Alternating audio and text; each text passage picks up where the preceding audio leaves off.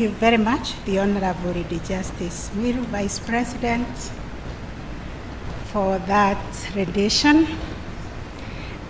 Before I read the final disposition of the court, allow me to express the court's appreciation to all counsel and all parties and amici appearing in this matter for your erudite and well-researched oral and written submissions. We also wish to thank you for patiently sitting and bearing with us for the last 6 hours as we delivered this judgment.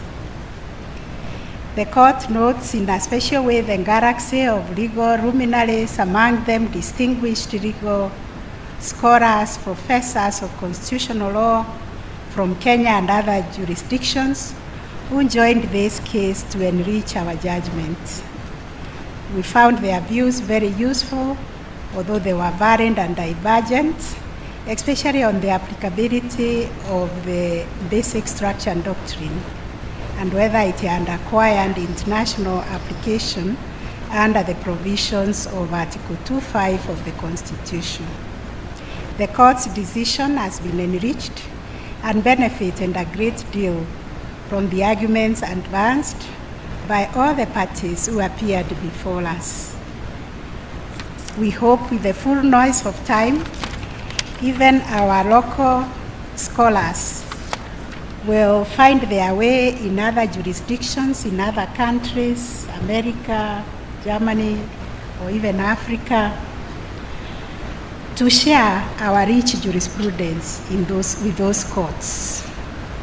We also wish to thank our law clerks for their research and exceptional industry in supporting the work of this court.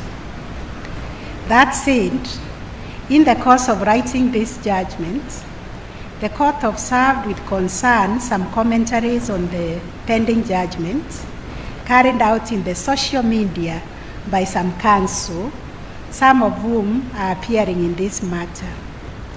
The contents of those social media commentaries were, in our view, meant to influence, intimidate, or scandalize the court. This unfortunate practice is emerging, and unless it is checked, it will erode the confidence and the dignity of the court. It would also amount to unprofessional conduct, especially by counsel appearing in this matter, and even counsel who are not in this matter, but know very well that they cannot comment on a matter that is pending judgment. It is a well-established practice that counsel and indeed parties should refrain from directly or indirectly trying to improperly influence the court to rule in one way or the other. Once judgment has been reserved and judges retreated to consider submissions and write judgment, learned counsel Mr. Nelson Avi and Ms. Esther Angawa, who appeared for the first to the fifth respondents, took to the social media, Twitter, on different occasions. On 19th February and 15th February 2022, and they cast aspersions on the court.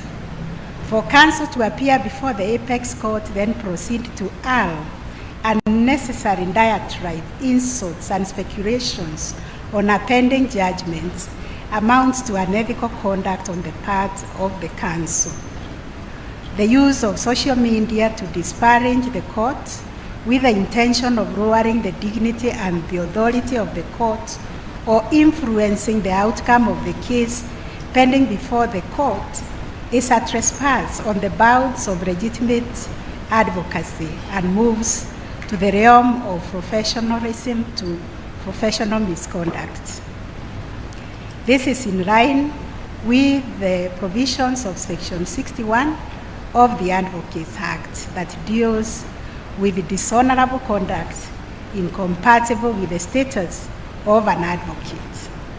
Equally culpable is the conduct of senior counsel, Mr. Amin Nasir Abdullahi, who, though not counsel appearing in this matter, took the lead role in disparaging and besmashing the court as evidence from his posts on Twitter on 8th February 2022, 15th February, and even as late as yesterday, the 29th March 2022.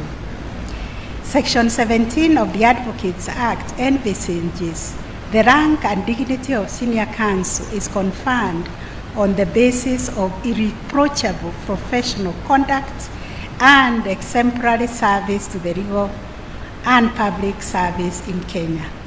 These standards are expected to continue even after conferment of the rank of the senior counsel.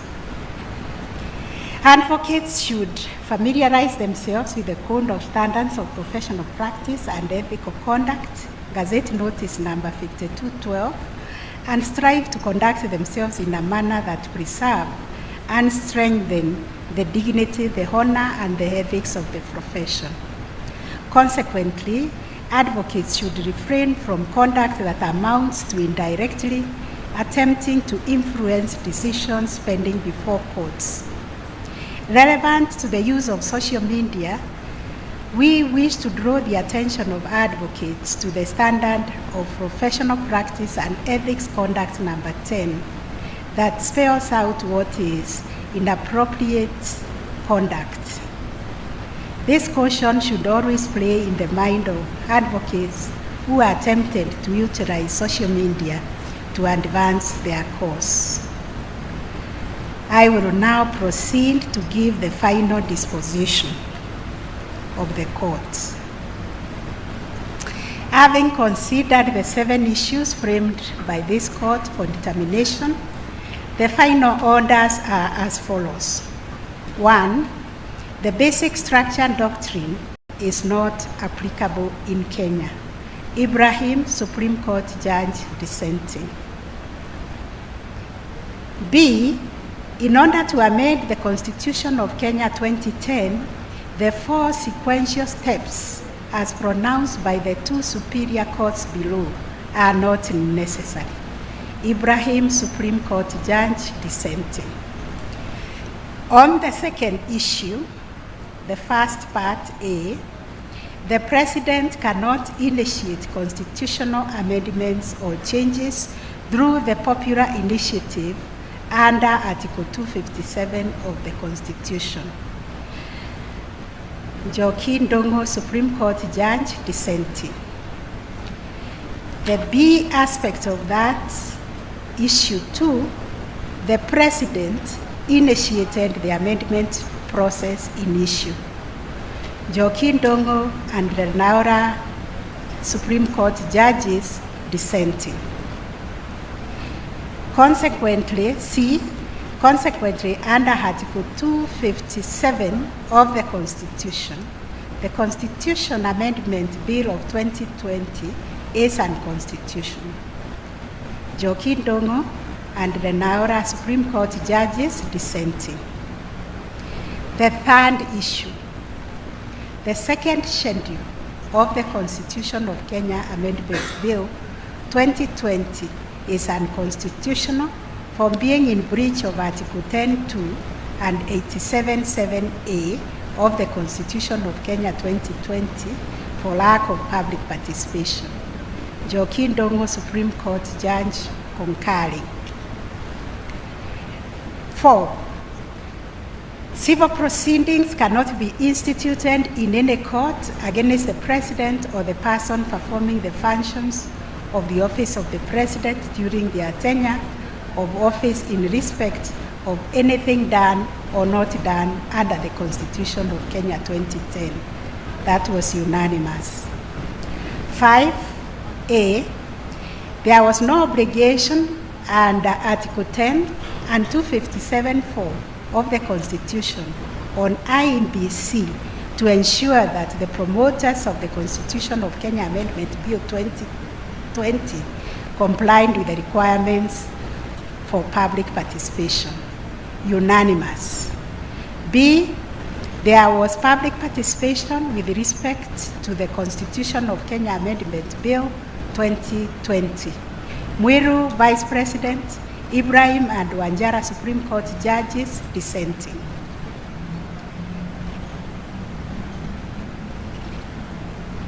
5, IBC had the requisite composition and quorum to undertake the verification process under Article 257(4). Ibrahim, Supreme Court Judge, dissenting.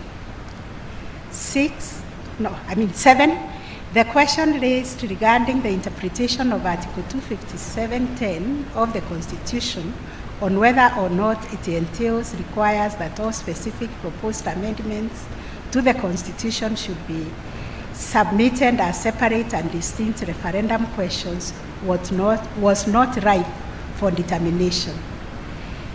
Joaquin Dongo, Supreme Court Judge, concurring. Each party shall bear their own cost, this being a public interest matter. Consequently, the consolidated appeal is determined as follows. The appeal is allowed on issue number 1. The appeal is allowed on issue number 4. The appeal is allowed on issue number 5. The appeal is allowed on issue number 6.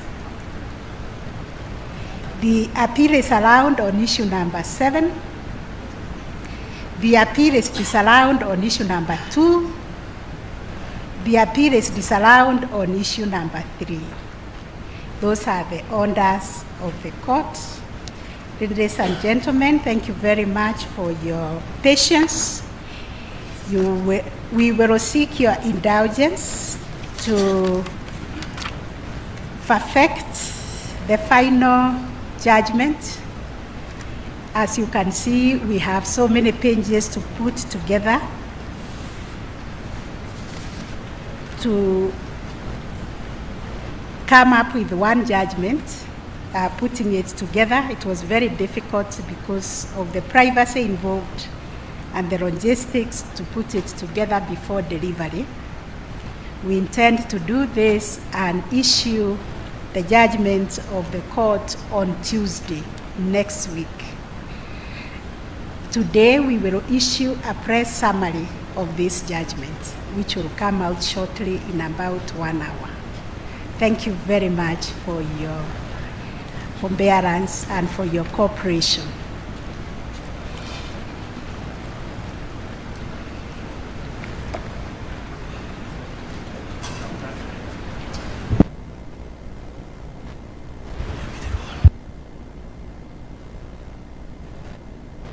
Is your mic on?